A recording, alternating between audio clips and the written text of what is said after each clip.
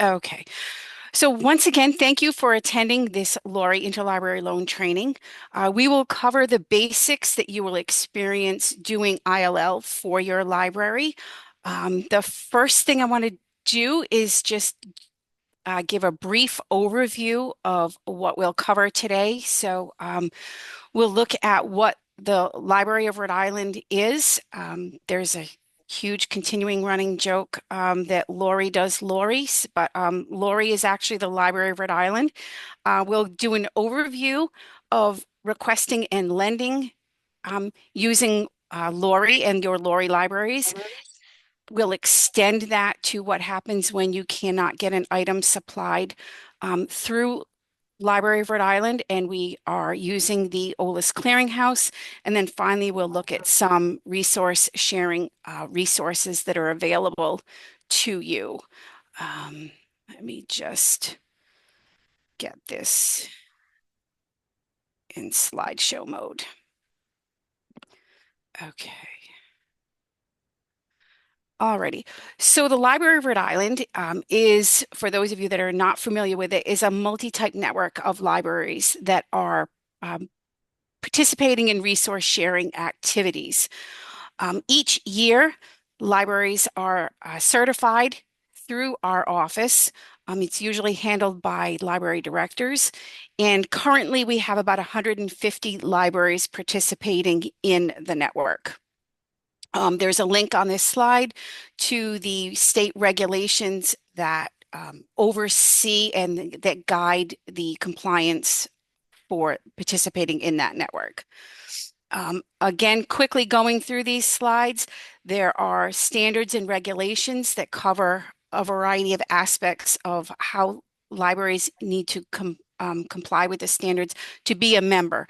For public libraries, a lot of that overlaps with your minimum public library standards. And for those of you that are institution libraries, you may see that as well in terms of hours and staffing. But again, there's a link on those slides and there's information on our website if you want to get more information about those regulations.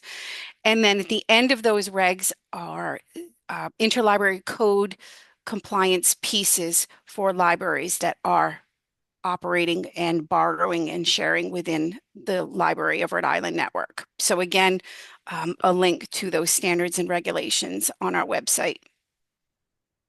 So I'd like to think of ILL is kind of being almost like buckets. Um, and you start in the most local area. So your first look at items is within your consortia or your library. So for public libraries, that's looking within OSL. RILink, you have your own catalog, but for the schools, you also have some, cross-district loans that you might be using your shared system, and then also with Helen. So if you're able, obviously, to find a title that your patron is looking for, you just place a hold in your ILS. And again, it's sort of considered interlibrary loan and resource sharing. Um, we sort of tend not to think of it that way, but it really is. And then if you obviously cannot find that item locally, you want to then broaden your scope and look within a Lori library. And we have a request form on our site that allows you to then request items from those libraries. And then finally, you would then look outside of Lori, which would require using First Search and the OLIS Clearinghouse to initiate a request. Occasionally, that library may actually be within Rhode Island, but they're just not a member of Lori. All right. All right. Can anyone just drop in the chat whether or not they're seeing these slides? I guess our co-host says they cannot. Anything in the chat? All right, they're seeing them. So it's just Chelsea. She doesn't get to see them today. All righty, thank you. All right, so jumping through our next one. So requesting through Lori. Um, so the first thing you're going to need to do is figure out which library in Rhode Island that's a member of Lori owns a particular item. Um, and so there is a link here, and we'll take a look at this live at the end of the slides. That shows you a list of all of these online catalogs through Rhode Island. So some of them are independent libraries, some of them are consortiums, some of them are shared catalogs, like the Athenaeum and RISD share a catalog. Um, so when I was doing ILL, I used to get bamboozled by looking at all of these libraries because I'd say, well, it's it'll take forever to identify it. So I put a little light bulb here. So I always like to actually go into First Search and identify which libraries actually look like they own the item and get a head start that way. And then I back off and then search that particular online catalog to verify that it actually is still owned by them, and then even then also to determine the availability, because it seems senseless to request something that's non-circulating or potentially isn't available because it's checked out or for whatever reason. But so our website does have a list of all of these online catalogs, so you don't have to go track them down. And when you're looking at the Helen shared catalogs, and we'll again take a dive into this live, the best recommendation is to choose the CCRI shared catalog because of the way their catalog is configured. It just works better for identifying which Helen library owns that particular item. So we'll see that live in a little bit. And again, there's the light bulb there. So once you identify which library in Rhode Island and is a member of library has that item, you're going to use the Lori request form. So you would fill out the form, you would put in all of the patron information, your library information, anything that it's asked for. We do ask that you limit any kind of patron information that is not necessary just for privacy purposes. If you can get by with initials or using a first name and a last initial or whatnot, that's extremely helpful. Also, try avoid using library card numbers and phone numbers just to keep some of that PII down. And then once you submit that request, it will automatically be routed to that first requested library that you indicated in the form. I will let you know that this system is completely manual. So once that request is sent to the first supplying library, the libraries then have to manually maneuver this request. So in the event that that first library doesn't send you the item or a notification that they can actually supply it, we do suggest that you reach out to them within like after 3 days to just double check and see what the status is in the event that maybe it's been moved on or it got stuck somewhere. But again, you receive the item, it should come through delivery, and you would accumulate any paperwork. I always used to pull paperwork out of the items so that I didn't have to worry about the patron losing it. And it would attach it to all of my documentation I kept at the reference desk from when I initiated the requests. And then you would follow any kind of internal procedures that you have to then track the item, add it to your ILS, and check it out to your patron. And if you need renewals, you would do that directly through the supplying library. Once you initiate these requests, OLIS is just sort of in the background. We really don't really have lots to do with these directly between the lender and the supplier. And then once you get that item back from your patron, you just pack it up and return it the way it was sent to you, including any of that paperwork that was sent. We do ask that you're mindful about using the correct delivery code. We've noticed, especially the academic libraries, because they are often using student workers, they're looking at that OCLC symbol, which is not the delivery code. So when in doubt, look at the delivery schedule that's on the OLIS website to get that correct three-letter code for the library, so that item can move through the delivery system and not get stuck somewhere else. Um, we also ask that as a courtesy, it's just nice to let the supplying library know that you are returning the item. Just because once they send it to you, it exists in a vacuum and they have no idea what's going on with it. And then once the transaction is complete, you can discard any kind of ILL documentation in accordance with the retention schedules of Rhode Island that pertain to library ILL records. Um, and again, we'll go through this form in live in detail, so you'll see a little bit more. But these are little screen grabs of what it looks like. So you'll just be basically filling out a little LibWizard form.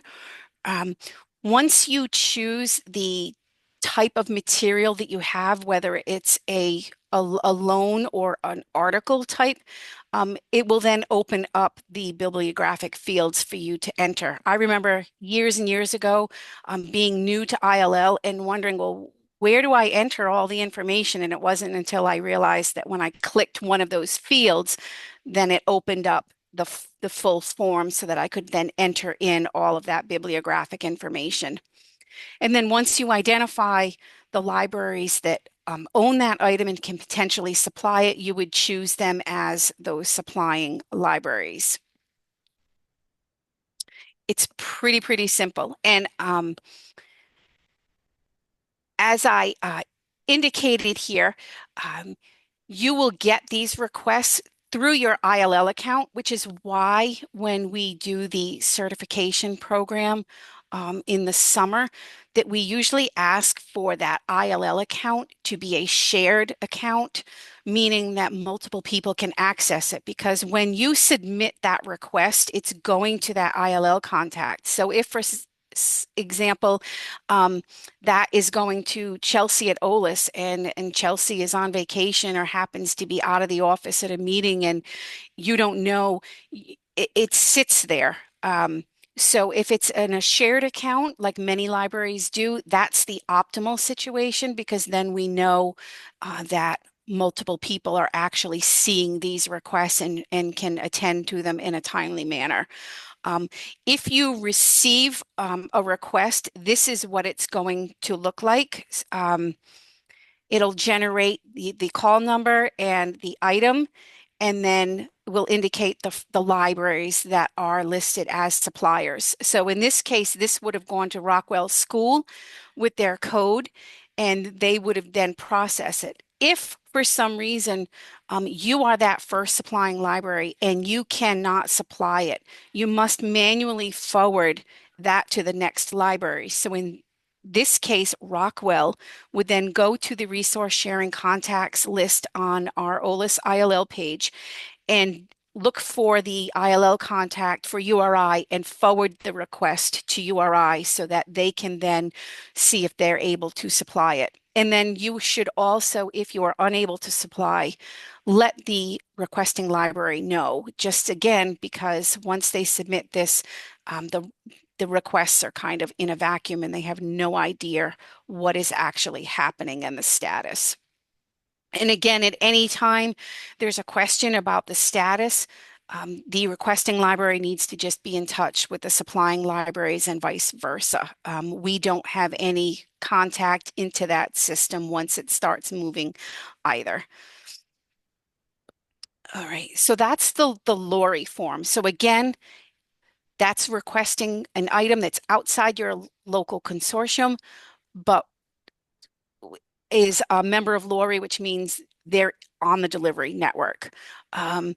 One little caveat that I'd like to point out that we often see is that if your patron is requesting, say, the latest bestseller and there are no copies available in OSL, please do not initiate an ILL request because if it's checked out at your library and 48 other libraries around the state of Rhode Island, it's most certainly going to be checked out elsewhere.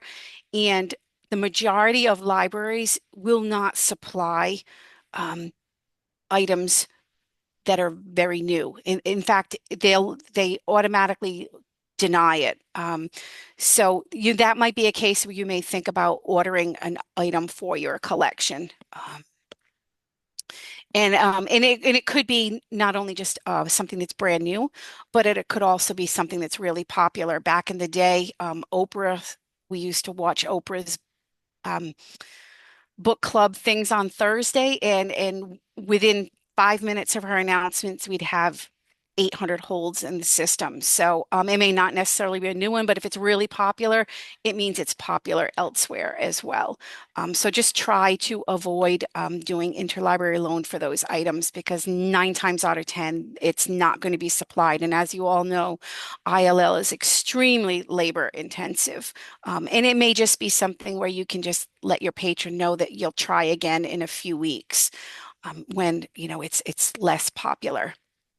Okay, so once you've exhausted your local network and then you've exhausted Lori libraries, this is when we turn to using the OLIS Clearinghouse through First Search, which most times means obtaining an item from out-of-state libraries. So OLIS maintains a subscription to First Search on behalf of libraries that are members of Library of Rhode Island. So any library staff can register for an account in First Search. So there is a link on our web page for ILL that it's indicated here. This First Search accounts um, and OLIS ILL Clearinghouse, which will give you an information on how to sign up for an account and how to also access First Search. And once you fill out that form, you'll get your login credentials, and then you'll be able to initiate requests, but also search First Search, which again mirrors searching WorldCat. There was talk last year of us ending our First Search subscription and OLIS maintaining just WorldShare. We haven't come to a decision on that as of yet. But for the time being, you can continue to use your First Search to initiate your requests and identify materials that are owned outside of Rhode Island.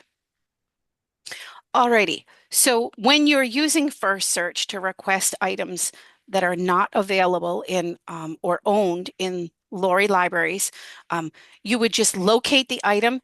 You need to be really careful that you're finding the item that you want because there are records for, like in any other online catalog, for multiple editions, dates, formats, etc.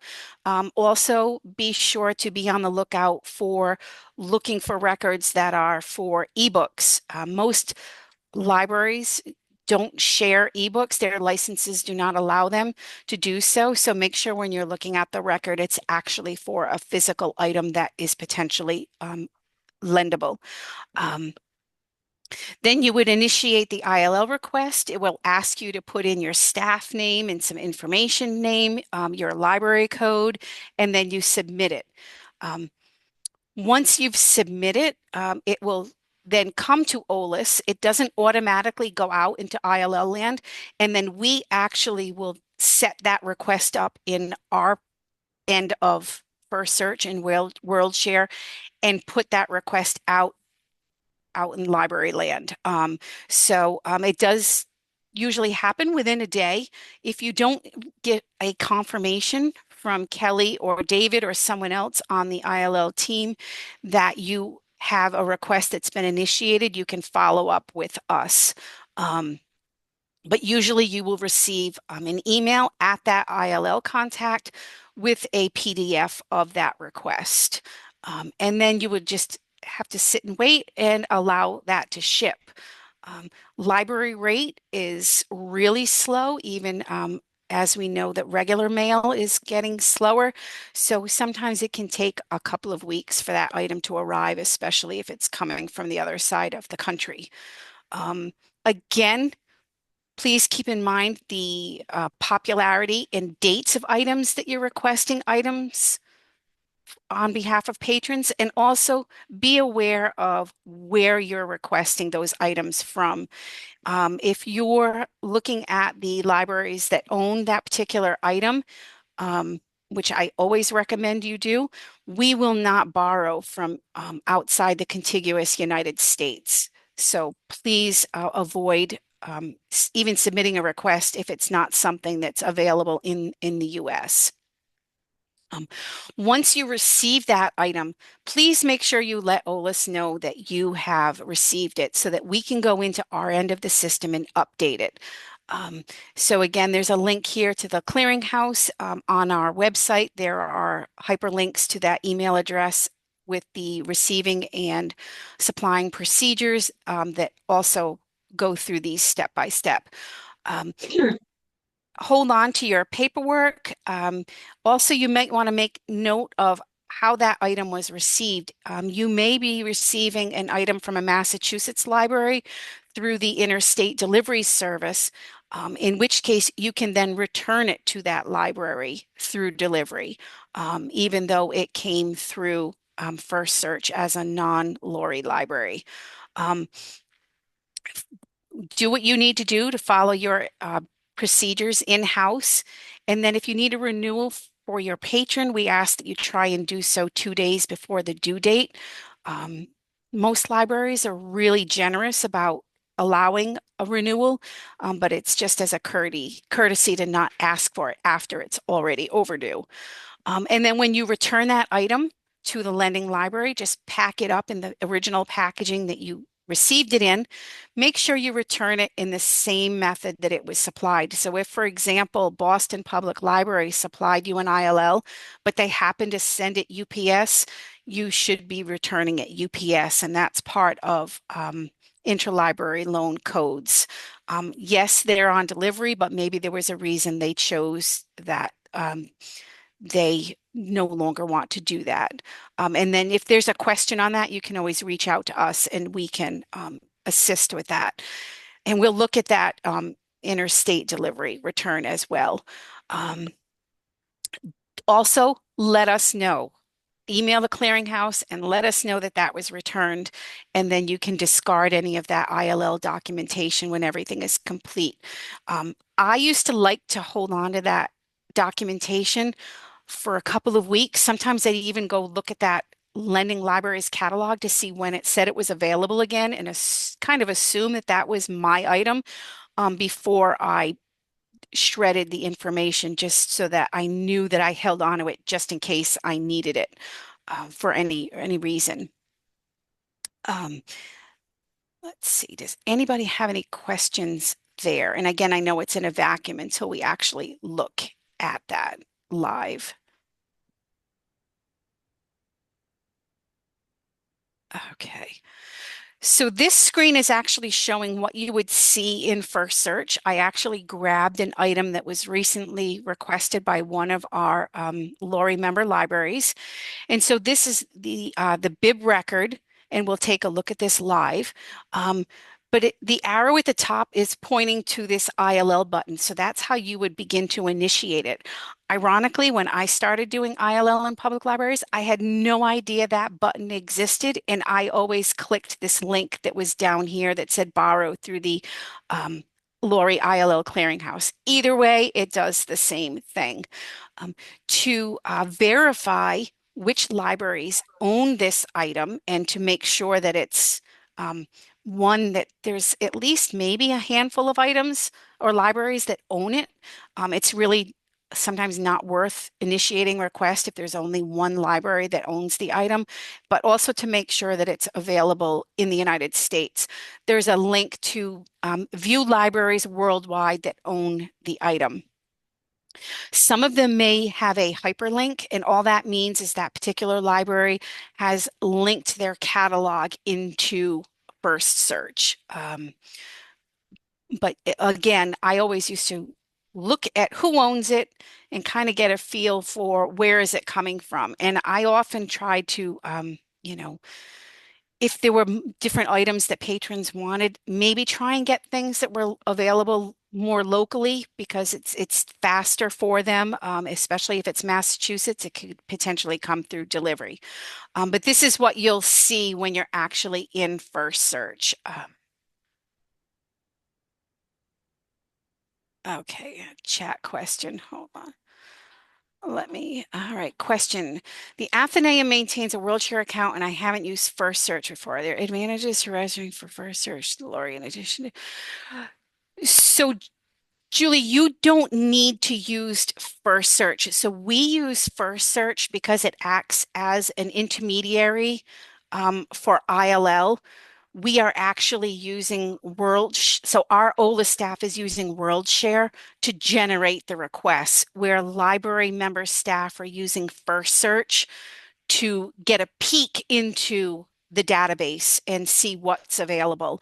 Um, having having both First Search and WorldShare, it allows us to then take that information that libraries put into this form that you're looking at on your screen when you initiate a request, and it starts to build the ILL request on our end in WorldShare so that we only have to go in and choose the supplying libraries and change the shipping information to make sure that it goes to the correct library. So technically, Juliana, you could just use your WorldShare account if you were initiating your own requests. You don't need First Search.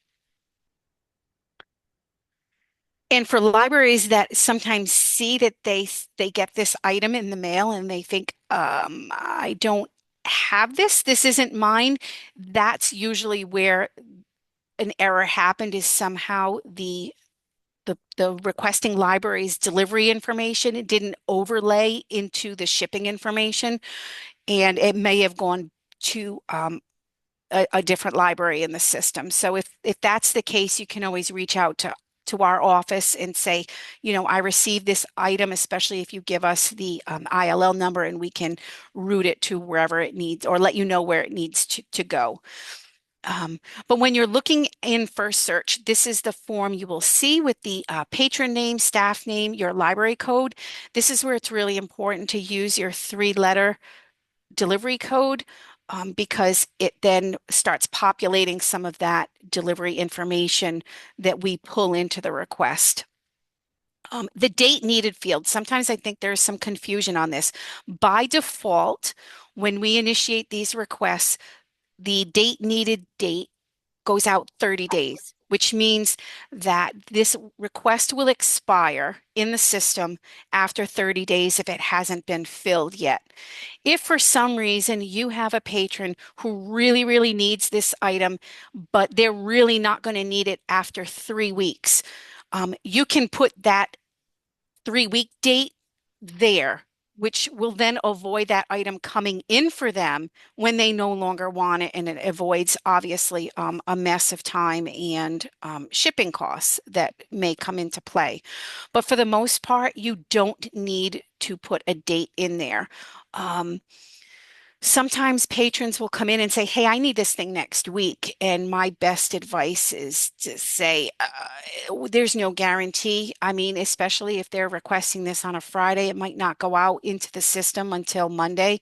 And some libraries may not even look at these every day, or if they do, there may be a backlog, and some typically will have a 4-day turnaround from when they receive it to when they may actually act on it, whether it's staffing or for whatever reason. So just keep in mind that there is a longer window of actionable time on these requests. And if patrons really, really need things quickly, this may not be the best option for them. Um, but it's always a try. But when we see a request that comes in and says, "Hey, the patron needs this next week," we sort of shake our heads and say, "Yeah, good luck with that," because in the real world, it's probably not going to happen because it's probably going to take a week to ship anyway, just with the mail system. But again, that's what that date needed field means. But if there's no change in date, or if you don't, if 30 days is fine, just let it ride with the blank date there. And then if that request expires on our end, Kelly will reinitiate it and activate it back in the system again for you.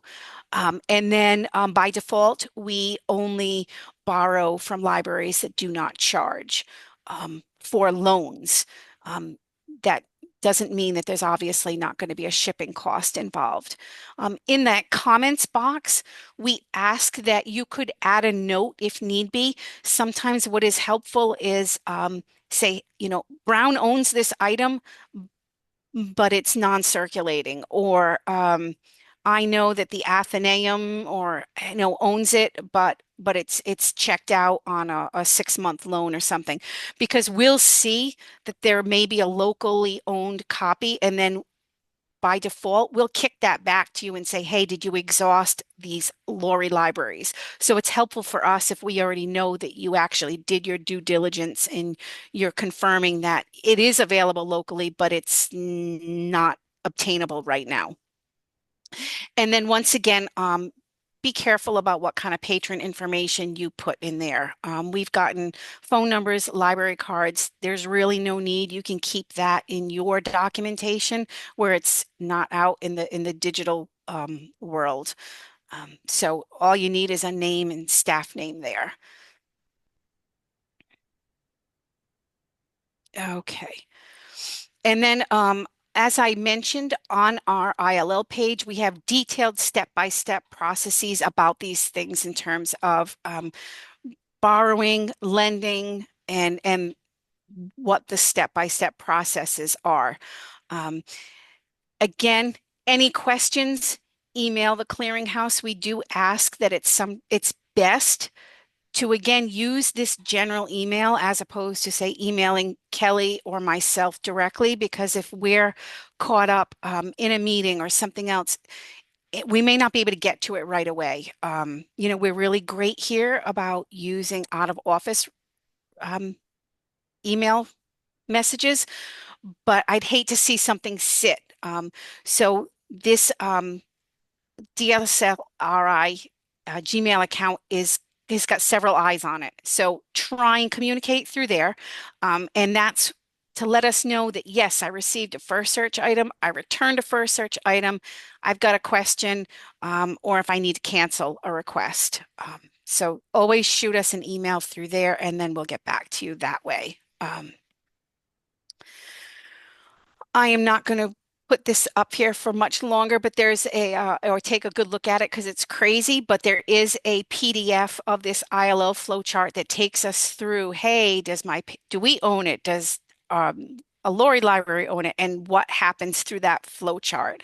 And there's a link again on the OLIS website about that. All right, so lots of information on our site, and I'm not going to go crazy with all the slides because I'd rather go into the site.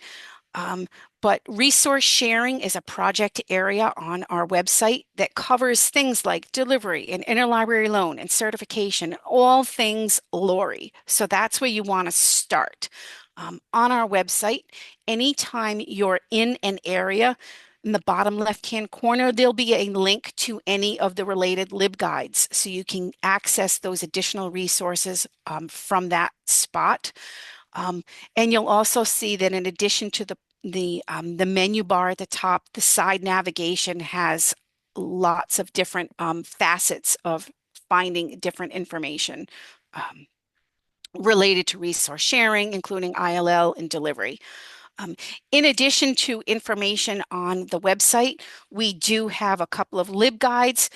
We have the Resource Sharing Working Group LibGuide, as well as the Certification LibGuide.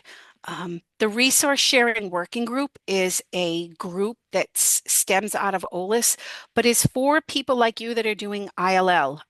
There's a listserv where people can share information. We meet every other month and we can share problems about ILL. We generate different kinds of documentation, videos, training materials, and other CEs. So you can access those LibGuides directly from our website. Um, the Resource Sharing Working Group LibGuide has had an overall, so now it's also feeding in some of the upcoming CE events from OLIS. So they may be things that we're doing live, but it could also be um, things that are coming through, say, Niche Academy.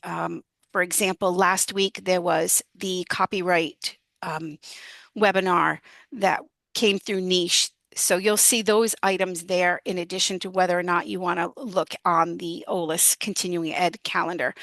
And we also have training materials. So once this recording is processed, it will be updated and will replace last year's training on here. There's also all sorts of documentation, best practices. That flow chart is there. So there's all sorts of information about ILL on that working group guide. And then there are also some hot topics there in resource sharing, copyright, other interlibrary loan areas. Um, if you're looking for help, feel free to always email me. Anytime you're on one of the resource sharing OLIS pages, my contact information is on the bottom there. But the resource sharing working group also has a mentor database. So these are experienced um, librarians in the field that are doing ILL that would be happy to answer your questions. What's really great about this is that there are some that are experienced in the academic arena, those that are in the schools. For example, I have no idea how to generate a cross-district loan from one high school to the other in their platform because I've never worked in it and I don't have access to the database. But someone who's doing ILL at Burrillville High School could certainly talk someone through that in another school library. So this is another area of support that's available to you. Alrighty, so what I'd like to do is stop sharing my screen there. And I know slides are boring, and I'm going to get rid of my slides, and we're going to shift over to um, the an actual live. So let's see, we are going. All right, so hopefully everybody can now see the OLIS page. If you can't, let us know. All righty. So it looks like we're good to go. So once you get to olis.ri.gov, this page had an overhaul, I think it was a year ago, July or so. Any of our project areas you can get through the programs and support. So resource sharing, we'll get you to that page over here with certification delivery and everything else. One thing that I wanted to point out quickly, because I think it's one of the best things on the page, are these quick links. So I get a lot of times people say, I don't know where the schedule is. I don't know. I don't know. If you go to delivery services, you don't have to figure out where it is and it brings you to everything delivery. So if you're doing ILL, if you're doing CERC, this is a great landing place and it's just great to be able to get to it really, really quickly. So anything delivery, your schedules, your delivery holidays, if you've got a delivery issues form, you got the wrong thing, et cetera, et cetera. If you need delivery slips, so you're sending something to the Athenaeum because, if you're a public library in Portsmouth, your system isn't going to kick out a slip by hand or through the receipt printer, so you need to use a delivery slip. So there are masters there. You'll also find that when you're looking at this side menu bar, if you go to forms, it brings you to all of the resource sharing forms. So not only your common delivery forms, but also your ILL request form. And we can get to that also from resource sharing. And then if we come down to interlibrary loan, here's your link to contacts. So again, all of your ILL contacts at all of the library members in Lori. So emails and who's who, it's a filterable list. So if you just needed to look at academic libraries, you can filter it that way. Um, so those are your resource sharing contacts. If we go to interlibrary loan, this is where you can request your first search account. So again, it's a quick and easy process. You just send an email to David with this information, and then he will turn around and set you up with an account.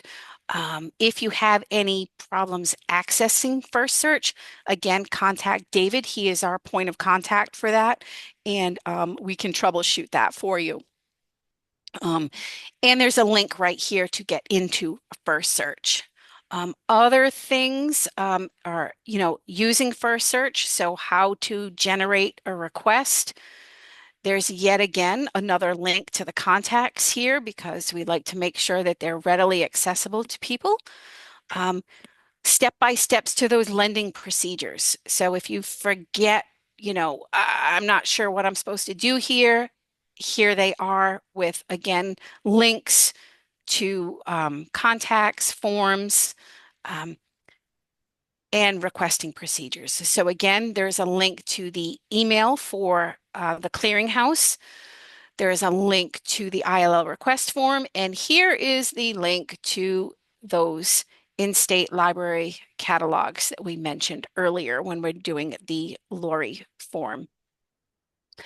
On the ILL page, it seems counterintuitive, is the information about the interstate delivery service. Because if you're working in a public library or an academic library and you're doing regular circulation, you're not really dealing with interstate unless you're doing interlibrary loans. So we kind of kept it away from the regular delivery page and focus it on interlibrary loan because those are the people that are using it. There is a list of participating Rhode Island libraries. Not all libraries in Rhode Island choose to participate. What this means is that you may be a lender for a Massachusetts library where they reach out to you. We did an exploration last year where we added quite a few additional libraries to that list that want to participate into it. So this information is also used by Massachusetts. So it's clearly you may not need to know who's participating, but the people in the Massachusetts library system will then come over and say, oh, can I borrow from Coventry Public Library directly? And so that's why they may use that participating link list. And again, this policies directory is more applicable to academic libraries and other libraries that have their own OCLC subscription for generating interlibrary loans requests in the system. This is something that's not applicable to Lori libraries without their own OCLC or WorldShare incidents. Again, all of your delivery slips for interstate. There is a list here for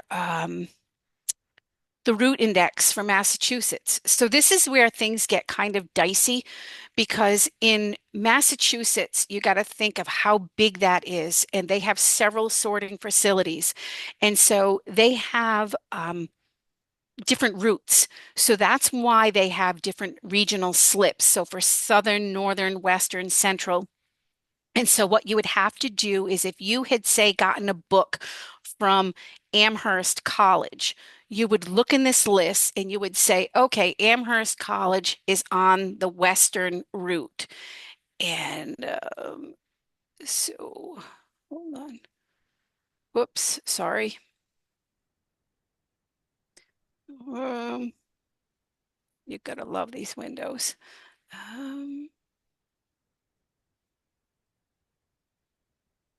Let me make sure I'm still sharing. All right, so we get back into resource sharing, interlibrary loan, and interstate. So when you're looking at that master list for Massachusetts libraries, once you identify what region they're in, then you can choose the appropriate slip from the slip master and address it.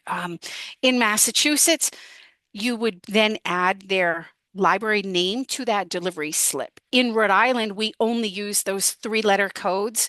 So anything that comes through the delivery system that is not one of the three-letter codes that's on our OLIS delivery schedule gets shipped to OLIS and we have to figure out what to do with it. But if you have any questions doing ILL with items that come back and forth through Massachusetts, through interstate, you can always give us a call and we'd be happy to help. There's some photos here with best practices, just like we do for Rhode Island to Rhode Island or Lori libraries. Um, and again, some information about doing first search, I mean, interstate ILL delivery. But what I'd like to do now is um, get into a request. So let's go to interlibrary loan. And so we're going to pretend that we are a public library and a patron has come in and they want something called the New Religions of Japan. And we've already identified that this item is not available in Koha. It's not in any of the OSL libraries. So what I want to do first is because it's a much more efficient use of time, is I'm going to come into my first search account. I always like to use advanced search. I find that it's got more searching capabilities. I've just always gone there first. And so you would just type in the title um, of Japan, and then you can use the facets here and the scoping. I know it's a book. I also know that the patron the author was Thompson. So I've got the title, I've got his last name, and I've got book, and I'm going to search. And so I know from talking to the patron that, the book was published in 1963. I can see there are a couple of different versions, but I really like this one here that says there are 635 copies or libraries worldwide that own it. So I'm going to click on that title. And now I'm looking at the first search bibliographic record for this particular item. So this is where you want to confirm that this is exactly the item that your patron wanted by the edition, by the format, that it's actually a book. It's not an ebook. It's not a sound recording. Um, and you've got all of that information to check. And again, you've got your typical bib record. And so then you can look here at libraries worldwide that own this item. So this is why coming here first is really great, because right off the bat, I can see that Rhode Island populates first in first search. And so that Providence College, Rhode Island College, and URI all own this item, which means I don't need to get this item through first search. I can go to my Lori form and request it that way. So I am going to, oops, close out. Let's see, let's make sure we're still sharing.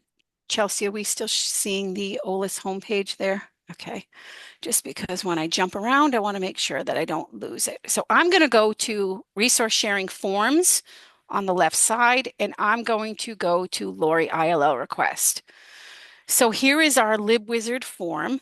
for our Lori ILL request because we know that there are libraries in Rhode Island that own it. Technically, what I should also do is check those online catalogs and just make sure. But given the item, I'm going to assume that it's available. So I'm going to choose, I'm going to pretend that I'm Barrington Public Library. I'm going to put that I'm Joe as the librarian initiating this. Um,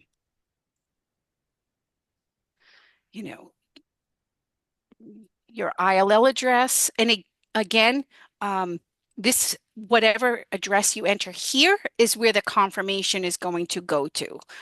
So if you're one of those libraries that's using one of the shared ILL accounts, that's probably the best thing you want to do because then you know that your colleagues are also seeing it and it's not going to get buried in your own personal work email. Um, in this case, you need to choose a need by date, which then is generated onto the report. Again, this is not an automatic process, so it's just information for the receiving libraries to see if when they need to send it by. Because if for some reason there are multiple libraries and this request is really short, they don't need to send it if the expiration date has already passed.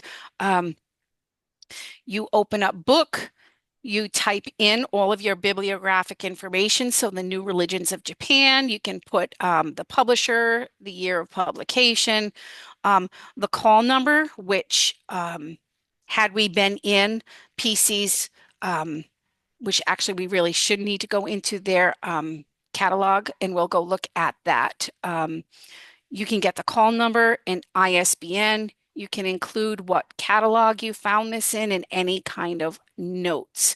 Um, so if we are back in OLIS and we go to resource sharing, we want to go back and look at, and I'm sorry for jumping around. We want to go back and look as a requesting library, which in-state libraries have this.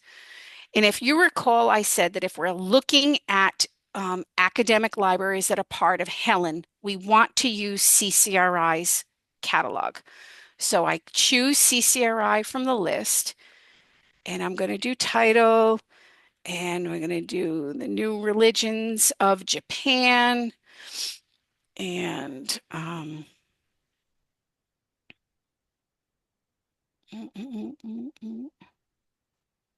sorry, my screens are all right, and author, and we'll do Thompson.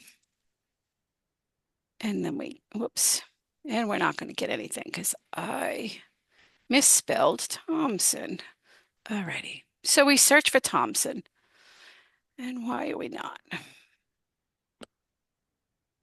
Hold on.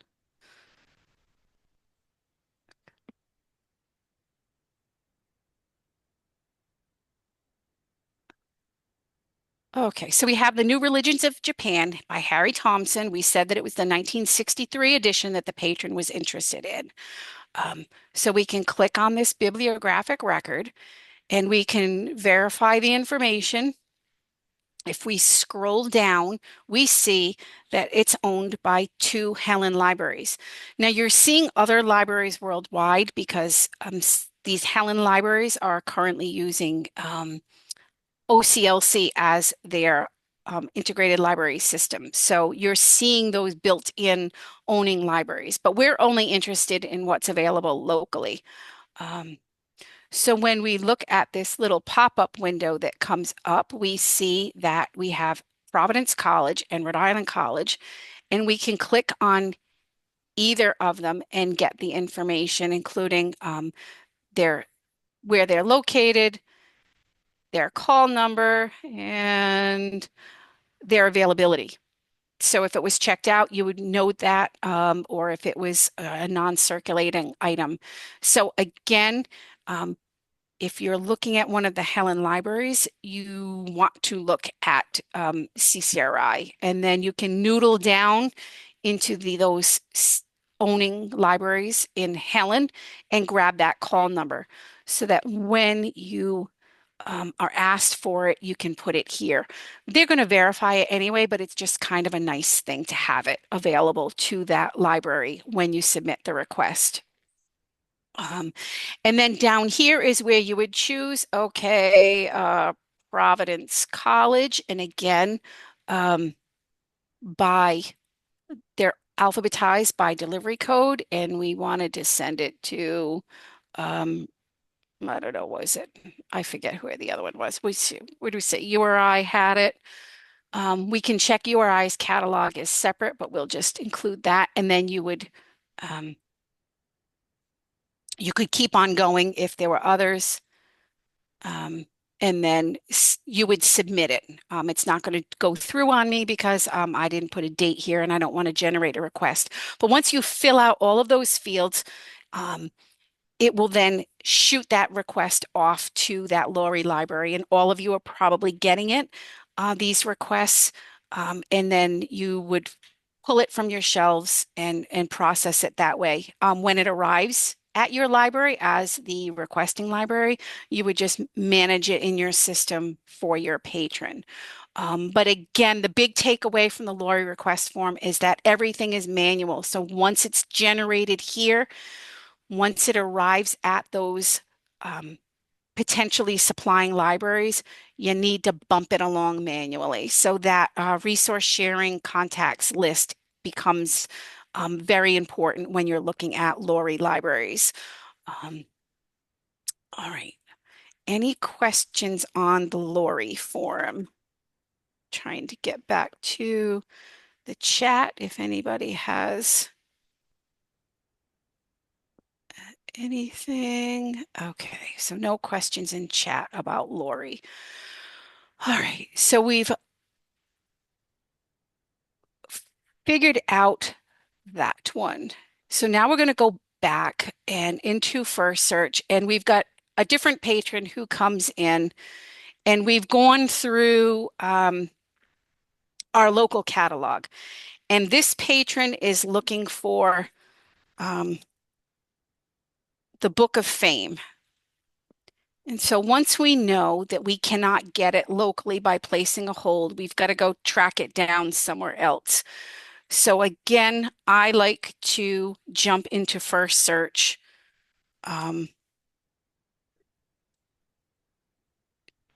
To get a ballpark idea of where this item is.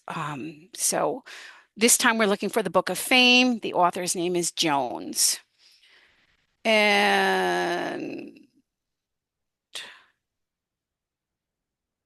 we're going to go back and we're going to add Lloyd's first name to this. And so here we are. There's a couple of different records for it. So there's the Book of Fame. One was produced in London. Another one was produced in New Zealand. So we're going to look at that New Zealand one. Again, quick image of the book, ISBN numbers, the full bib record down here. And we want to take a peek at libraries worldwide that own this item. So in this case, there are, yes, in fact, a bunch of libraries in the US that own it. You notice, though, fairly quickly that we start getting into international because this book was published in New Zealand. Sometimes you may find that there are no US suppliers. So you may look for a different edition, or maybe it's just not something that we're able to get if it's that obscure.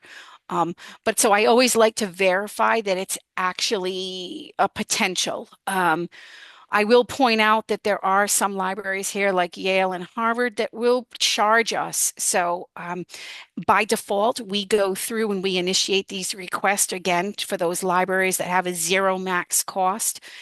If we cannot get them that way, sometimes you will see that Kelly will come back with a request that says, hey, we can get this for you, but they're going to charge you $25. How do you want to proceed?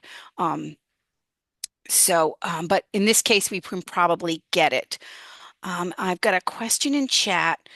Um, so Brenda's asking, should Providence College then email you and say they are processing the request? Yes. I mean, there's no hard and fast obligation going back with those Lori requests. But if you get a request, it's nice that you're going to fill for a library. It's a courtesy to actually let them know that, hey, it's going to go out in tomorrow's delivery, just so that they know where in the system it lies. Because again, if they're waiting for it and those 2 or 3 days go by and they haven't heard anything, they're going to start emailing libraries. So if you're able to supply it, you should then definitely reach out to the lending library and let them know you're putting it in delivery. Um, and if you can't supply it, you need to forward it to the next library. But you should also let that requesting library know that, hey, I'm sorry, our copy is unavailable, or, the conditions are deplorable and we really can't send it out to you, or it's missing, and we're going to send it to the next library. Or it could be you're the last library in the list and you can't supply it. So communication is great with those Lori requests, both as anytime you're putting in delivery, it's just kind of great to know that, hey, this thing is going in the system so that they can be looking for it on the other end, both as the receiving library and as the lender for when it's coming back. All right. So once we've verified that this particular title is not owned by any Rhode Island library, and one little caveat, we used to see Ocean State Libraries listed here. Um, since Ocean State Libraries is no longer using OCLC for their cataloging, their holdings no longer appear. So you really have to be really diligent about checking Koha, several different ways to make sure that it's not owned. Um, Sometimes it's even easier to maybe look in Aspen, maybe not, but eliminate the your Rhode Island folks, because you cannot rely on OSL appearing here anymore. So again, we have done our due diligence. We know that there's nobody owning this in Rhode Island, and then we can then go and get this item. So if we're looking back here, as I said, we can click the ILL button, or we can borrow this item through the clearinghouse.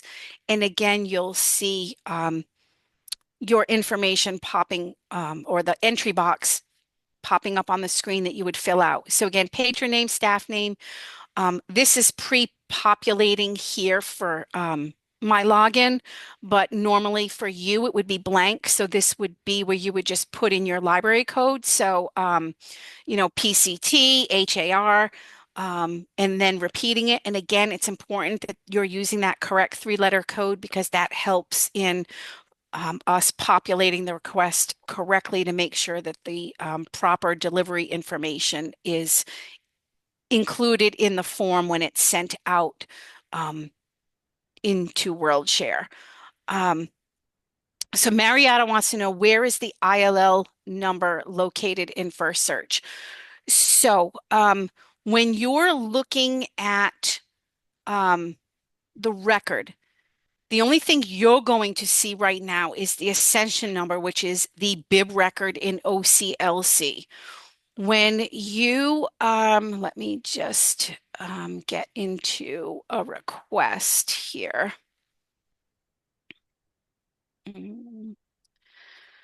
So when Kelly generates a ILL request and sends you that PDF, hold on, I'm just going to move this. You are looking up in the top right-hand corner. So right now, those requests are beginning with 2-1, blah, blah, blah, blah, blah. So that number in the top is the ILL request associated with that particular item. So when you're looking at this, when you get it, it's going to say submitted because that means that we have submitted it into the system, that it's a loan. Um, let's see. The request date is when, we establish the request and set it up. RDS is our OCLC code, and then the lenders are this is the borrowing string.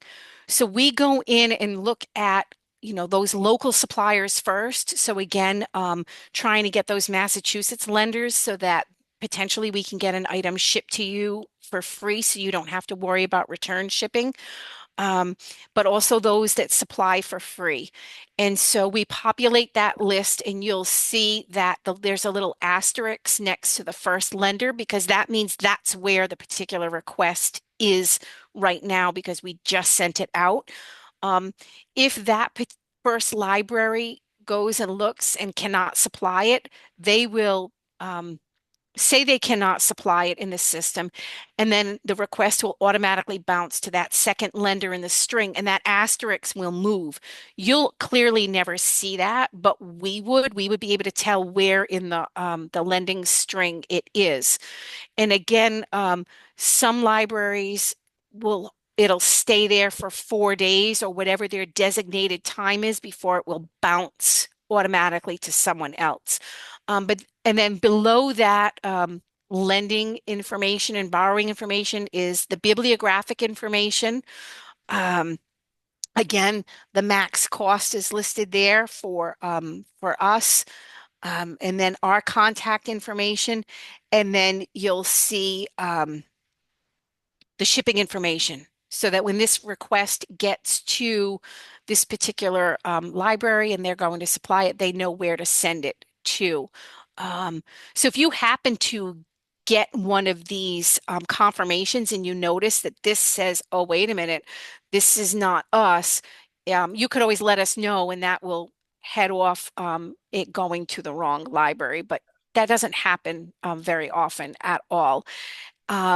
And you'll see the shipping information is repeated down in the bottom, as well as any kind of billing too, because any kind of communication about bills and whatnot is between you and the lending library. And again, here's where your patron information gets placed. So again, it's nice to not put too much there because it is visible. Um, so that's where you can find all of that information about the request. But again, when you say, "Hey, we received," you know, the the joy of man's something or other. I can't read it here. Desiring item number, whatever, that's really helpful. Sometimes libraries will just respond back to this confirmation that says we received this item, and sometimes those attachments don't reattach, and we have no idea what it is that you received.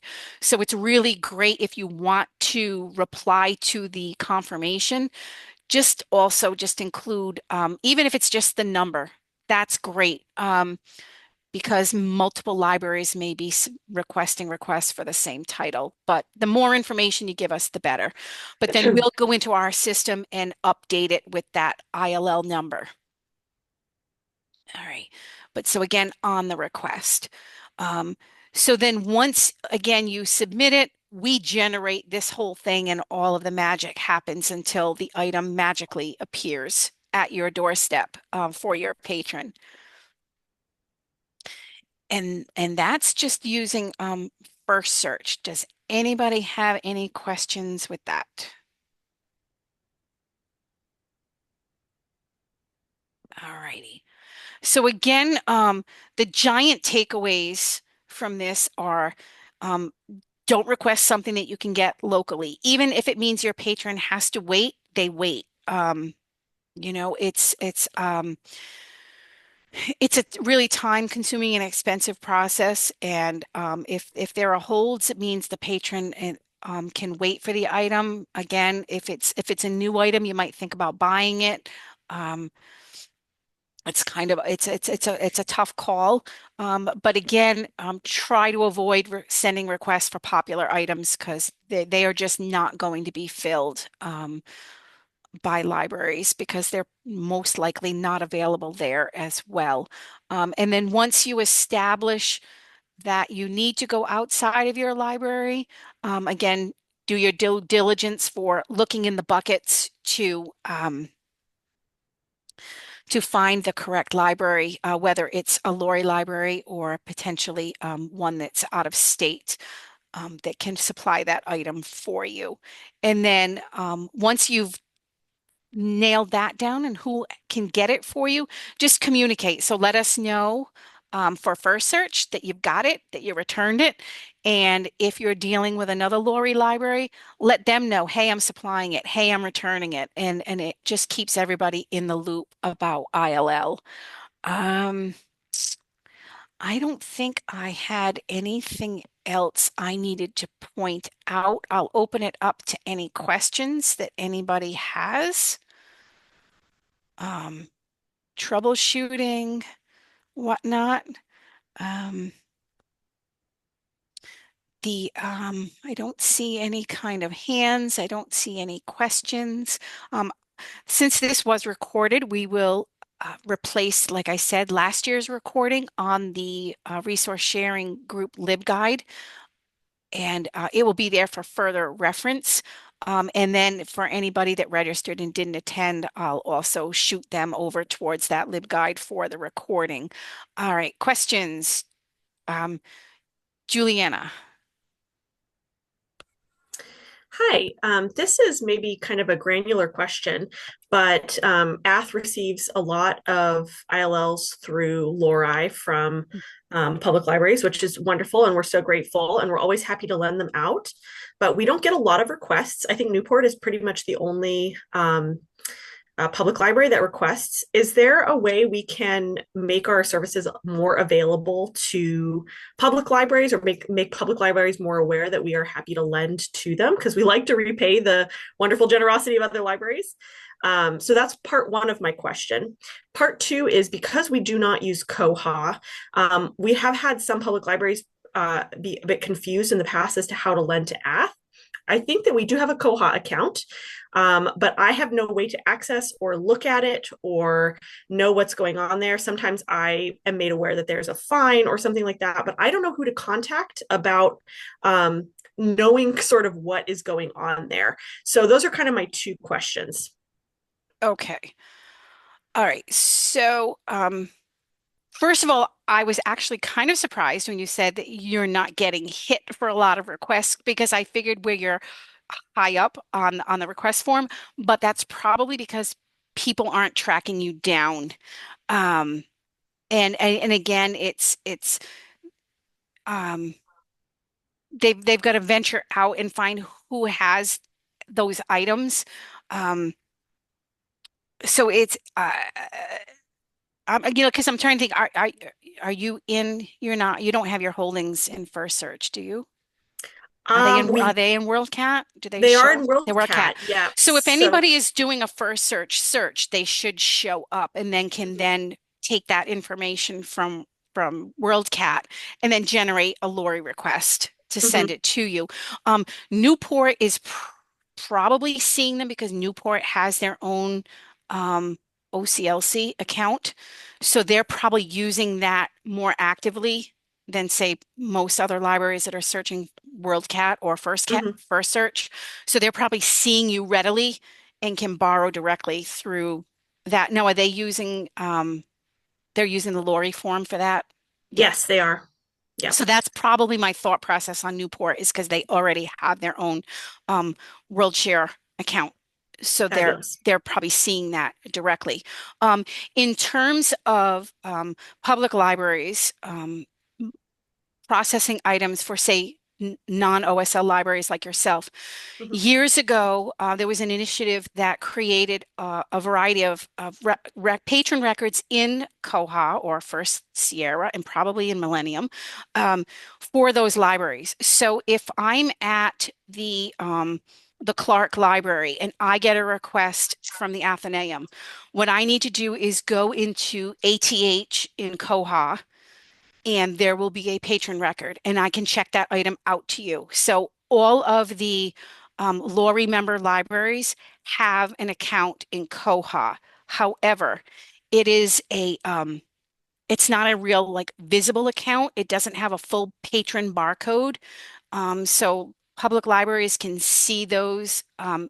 They differ from a regular account because it says temp and then has a string of numbers after it. So they're used for ILL purposes only. So it allows, again, Clark Library to check that item out in Koha to the Athenaeum. And what they should be doing is whoever that supplying library is should then send the copy of the request, a copy of the checkout slip with the due date in the item so you see it.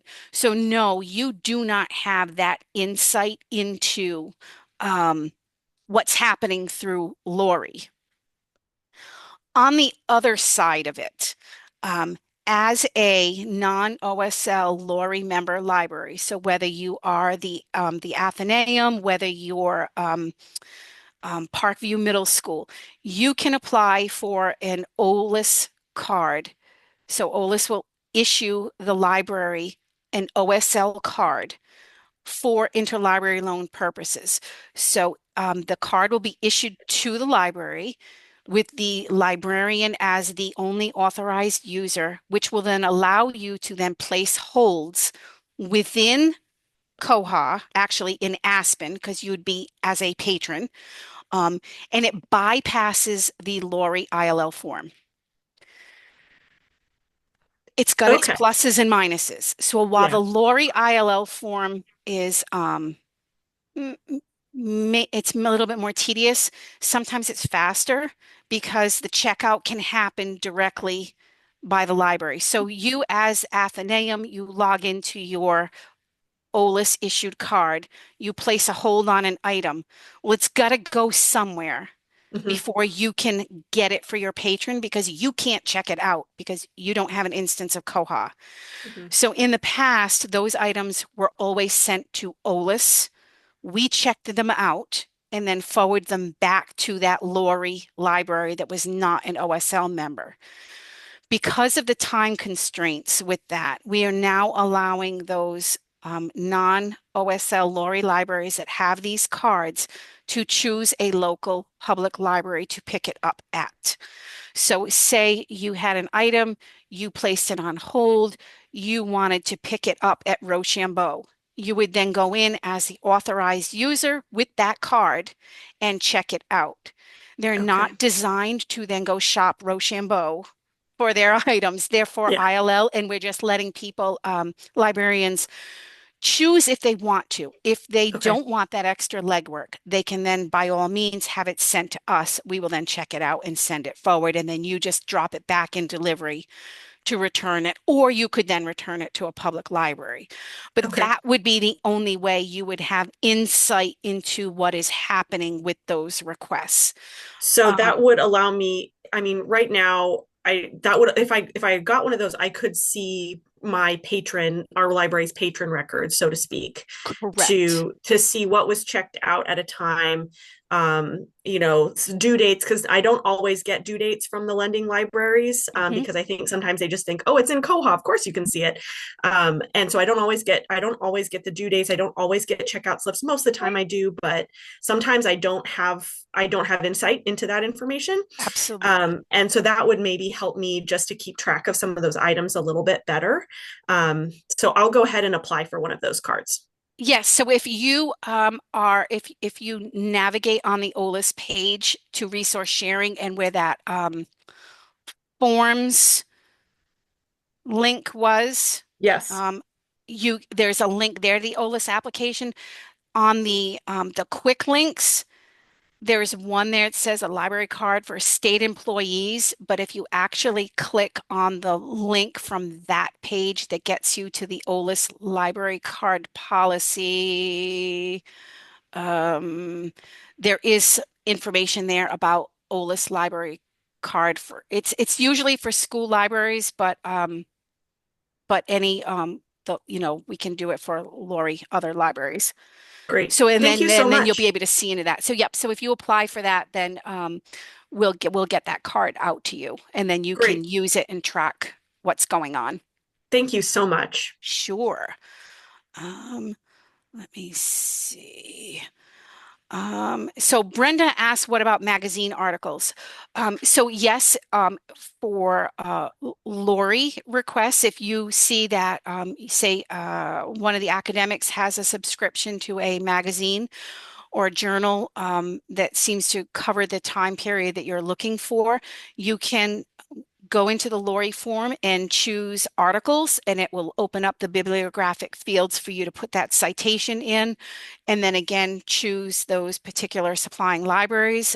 We do see those coming in quite often. Um, and then if you are looking for something that's in first search, if you give us the citation, again, the full citation with the year and the volume and the issue number, we will then have to go in and mediate that request. But you should be able to, let me see, I've never actually issued a interlibrary loan request through First Search because usually the colleges, especially with their digital platforms, can obtain it um, for us.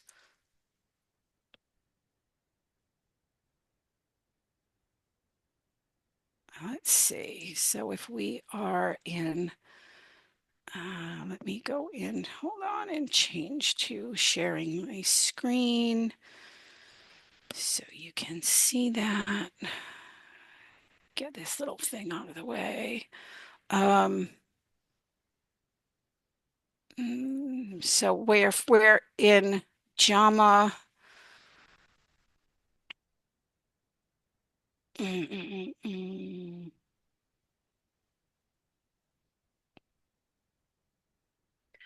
So if we're looking at the record and first search for JAMA, we've got the holdings locally, and then outside of Rhode Island, we can also see the holdings so that we can then fill out that request and initiate it for you. All right. Let's see. So Lisa from Jamestown says, I just looked at the delivery routes index, which is for Massachusetts interstate, and Wesley is on it. Did we not choose it because it said something about the school being um, so when you say we did not choose it, what do you mean, Lisa, that we didn't choose it? It was when we were on the last one, something about fame. Sorry, I had put Oh, something in the okay. comments a little while ago. Oh, I'm sorry. That's all right. No, so when we looked at when so say that request came in and we were processing it, the Book of Fame, Mhm. we have our settings set so that we would automatically look at those Massachusetts libraries. So we have those group holdings. If you remember, I said that this in when we were looking at interstate on the ILL page, Mhm. and it talked about your group policies and your group holdings, and that it didn't apply to public libraries because you weren't using OCLC proper to initiate requests. We do that. So when we are building that lender string, we are pulling from those mass suppliers. So those that are on the interstate delivery. Um, Okay. so when we like so again, so we're building that. So we're going to look at those that are interstate delivery first in Massachusetts, and then broaden our scope out towards Connecticut, Maine, and outside that. But so yeah, you may see that we're definitely trying to get those items from those libraries that are participants in the delivery service. But that being said, Wesley may say Wesley is on interstate delivery. They own it. They're a supplier. However, maybe their time to act on a request is 21 days. We don't want to wait that long. We want to go for the people that are 4 days. Okay. So there's a lot of variables that take into account when we build that string, that take into account not only geographic location and shipping, but also how quick they ought to respond to that, Okay. as well as do they charge and whatnot. All right. Because I did notice that it said committed to retain. Committed to Okay. retain means, yeah, they're supposed to hold that Just hold item. it. Okay. Yeah, Perfect. Thanks so much. sure. Any other questions? Alrighty. So I do know that we had some school libraries registered. So if you're interested in that OLIS card, you can definitely apply for that. And we'll get that back out to you. If you have any kinds of questions, feel free to reach out to me. Don't forget about that mentor list, especially if you're find yourself in a unique situation that you're a special library and maybe someone else might be dealing with some of the same issues you are, or you feel more comfortable talking to a colleague versus me. I don't care. Whatever is comfortable. If we need to get on a Teams chat or a call to get some help with some of this stuff, feel free. I know there's a lot of transition in ILL staff, so I will also ask that if you're the director and you've got a staff change, please let us know so we can make sure that we update those contact email accounts for not only communications from OLIS, but also so that Lori form is going to the right place and the clearinghouse communications are going to the right place. And if you got new staff coming in or someone needs a refresher on anything, I'm really happy to get online and help you through it. Because I know sometimes it's really weird, and if you're not doing these things often, it can kind of feel like I forgot how to do it. Um, and I will point out for public libraries, there's some documentation in the LibGuide about processing ILLs in your system so that you can add item records. So if you're sending something out of state, how you track it in your system, or you're borrowing things from out of state. So there's some information in there as well. So I'd like to thank everyone for attending. Um, you've had some really great questions, and I hope I was able to clarify anything. And if anybody comes up with anything else that they need an answer to, please feel free to reach out. And I'm hoping maybe to get this up on the LibGuide today, if not definitely tomorrow. So that recording will be there as well as the updated slide deck. Alrighty, thank you everyone for attending. And again, feel free to reach out with any questions you have. Take care.